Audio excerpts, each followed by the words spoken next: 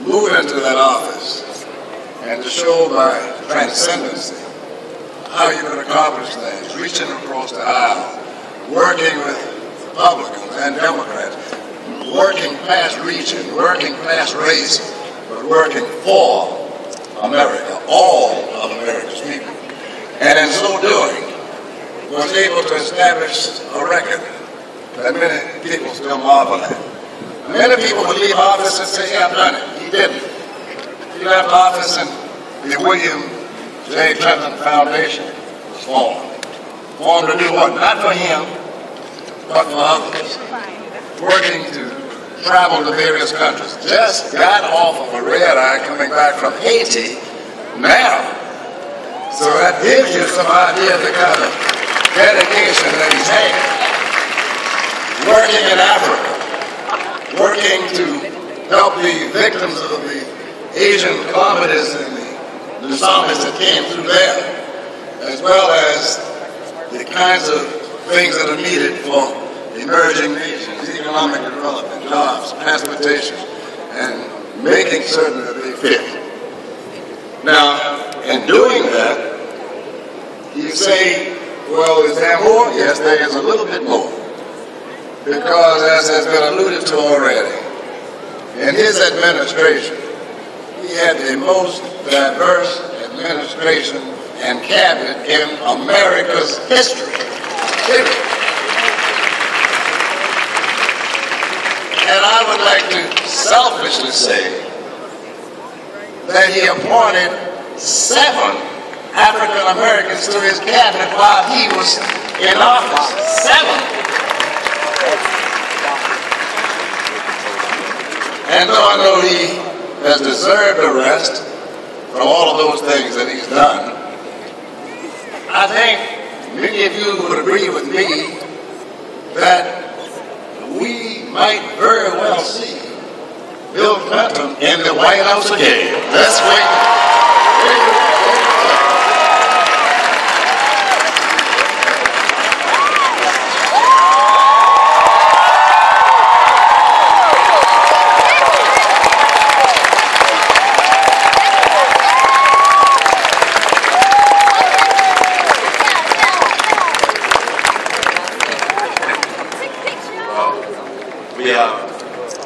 In recognition of his presence with us today, we are also conferring upon President Clinton an honorary doctorate of laws.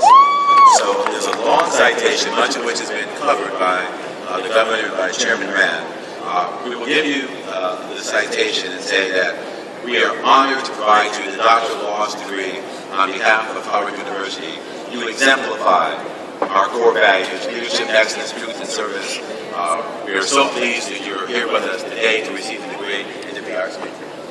President Clinton.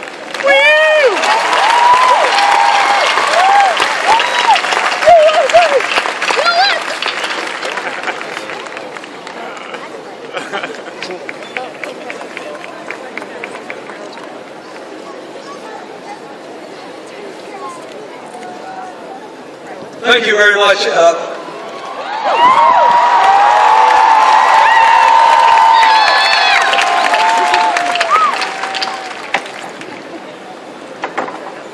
President Rebel, thank you. Thank you, and Dr. Paula Rebel, thank you for meeting me outside with your daughter as a father of a grown daughter. I wonder if you had shared my experience. It's humbling, rewarding, and occasionally frustrating to have a child who knows more than you do about everything. I think she thought she did when she was in high school, but eventually it was true. I'm honored to be here. I thank you for the degree. I thank Governor Wilder for his introduction. We have been friends a long time. We served together. I was impressed by his leadership as Governor of Virginia and impressed by his servanthood when he went back to serve as mayor. And I asked him, on the way up here, I said, Doug, did you enjoy being mayor? He said, yeah, I really liked it. And he said, the good news is you're closer to the people. And The bad news is you're just close enough for them to strangle you if you mess up. I want to say how great it is for me to be here at Howard. First, because in 2009 I was inducted as an honorary member of Phi Beta Sigma, which was founded here 99 years ago. Fraternity. All right. I'm not quite that old, although I look it some days. But No problem. I also am glad to be here because of the record at this great university. And I want to try to talk about not only Howard's leadership in preparing people for science, engineering, technology, and mathematics careers, not only the record of the medical school in addressing the health disparities, and I have to say this for the rest of my family, the phenomenal success you have in producing women surgeons, which I am impressed with. But more importantly, to me, is the national leadership Howard has shown across all these disciplines and all the ones I didn't mention in service. I thank you for the community service you have done here while you're at Howard. I thank you for your interest in doing this around the world. I had pulled from my records the number of commitments involving Howard University students or faculty made through the Clinton Global Initiative Network. There were 10 different commitments.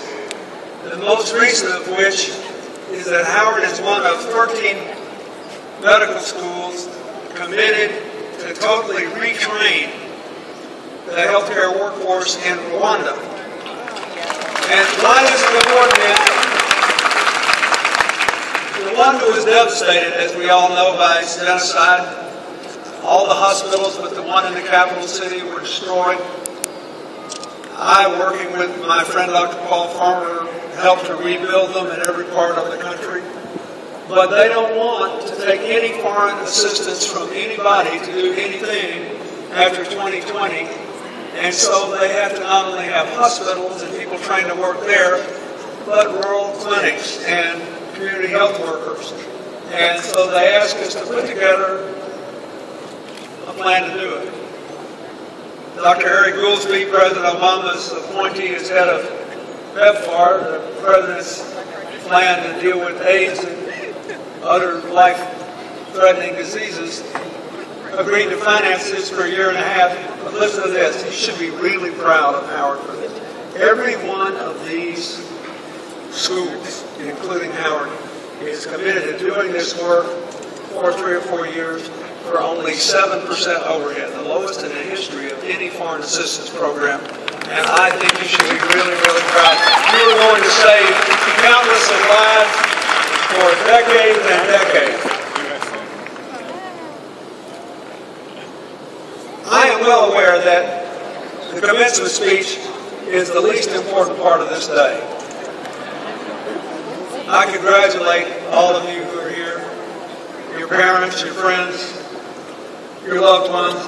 I thank those who taught you and worked to keep this university going, and the supporters of Howard who are here. But unlike almost every other person here who's older, I actually remember who gave my commencement speech 45 years ago, next month. And I remember exactly what the speech was. We were like this on the lawn at Georgetown, just across town. It started out to be a clear day. Then all of a sudden, this huge storm cloud came over. And the lightning began to dance in the sky. And a Howard graduate, the mayor of Washington, D.C., Walter Washington, stood up at the podium, as I am. He looked at the sky, he looked at the shivering students, and he said, "Congratulations. if we don't get out of here, we're all going to drown. If you want a copy of my speech, you write me and I'll send you one. Good luck. And off we went. Now, what did I learn from that? The most successful commencement speeches are brief and highly relevant.